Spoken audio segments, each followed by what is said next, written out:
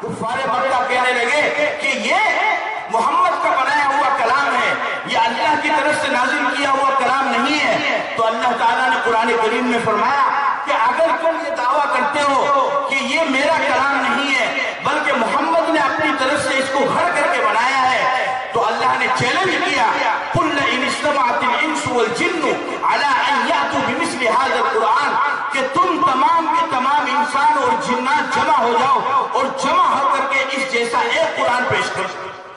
لیکن کیا انہوں نے قرآن کو پیش کیا؟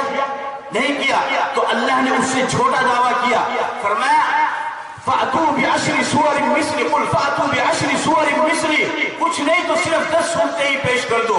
وہ اس سے بھی عاجز آ گئے، تو اللہ نے فرمایا فَأْتُوا بِسُورَةٍ مِّن مِثْلِ، کہ تم اس جیسی ایک چھوٹی سی سورت ہی پیش کر دو۔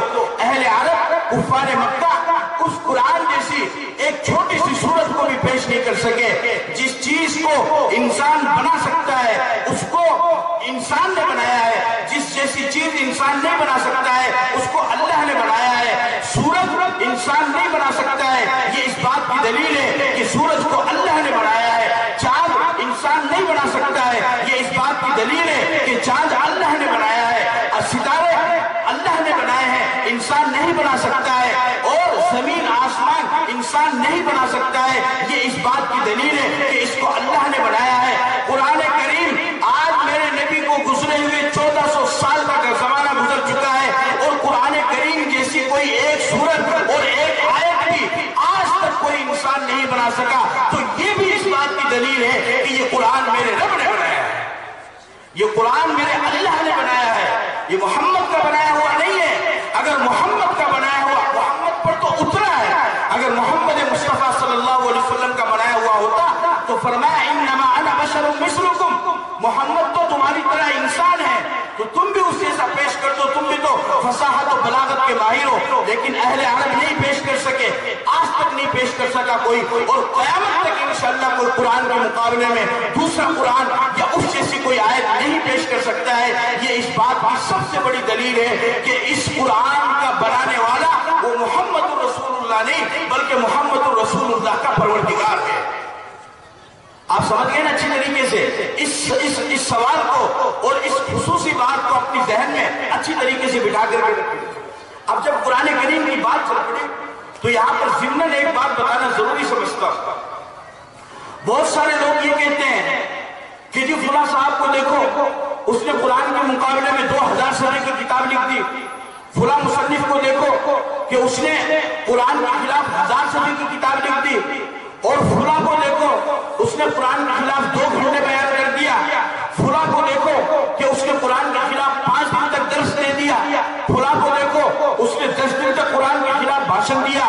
اچھی طرح یاد رکھو، قرآن کا دعویٰ یہ نہیں ہے کہ کوئی قرآن کے خلاف نہیں لکھ سکتا ہے، قرآن کا دعویٰ یہ نہیں ہے کہ کوئی قرآن کے خلاف نہیں بول سکتا ہے، بلکہ قرآن کا دعویٰ یہ ہے کہ اگر تم واقعتاً اپنے دعوے میں سچے ہو تو پھر قرآن کے خلاف لکھنا بولنا نہیں بلکہ قرآن کی جیسی آیت پیش کرو۔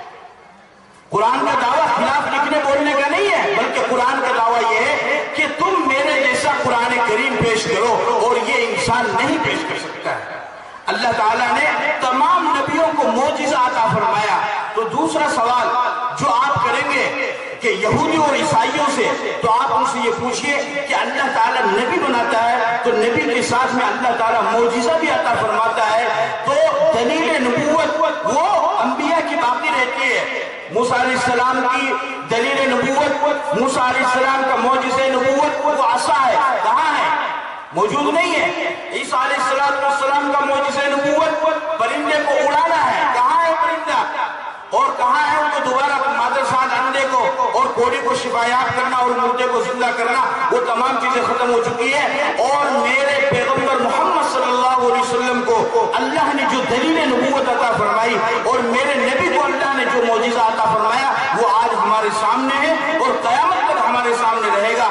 یہودیوں، اگر تم اپنے دعوے میں سچے ہو تو اپنے پیغمبر کی نبوت کے ساتھ اس کے معجزے نبوت کو بھی دکھاؤ۔ عیسائیوں، اگر تم اپنے دعوے میں سچے ہو تو اپنے پیغمبر کی نبوت کے ساتھ اس کے معجزے نبوت کو دکھاؤ، اور ہم مسلمان اپنے پیغمبر کی نبوت کے ساتھ اس کے मौजिज़े नबूवत कुरान करीम को तुम्हारे सामने पेश करते हैं। तुम अगर अपने नबी की नबूवत के साथ मौजिज़े नबूवत को नहीं पेश कर सकते हो तो फिर मान लो कि तुम्हारा मजहब बातिल है। और हम अपने नबी की नबूवत के साथ मौजिज़े नबूवत कुरान करीम को तुम्हारे सामने पेश कर रहे हैं, तो आप बंद करके मान लो कि मजहब इस्लाम यही सही मजहब, यही बरहक मजहब है।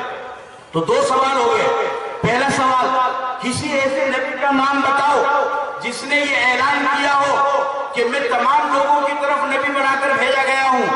दूसरा सवाल, किसी ऐसे नबी के बारे में बताओ कि जिसकी नबूवत के साथ साथ में दलील नबूवत यानी मौजिज़े नबूवत भी मौजूद हो।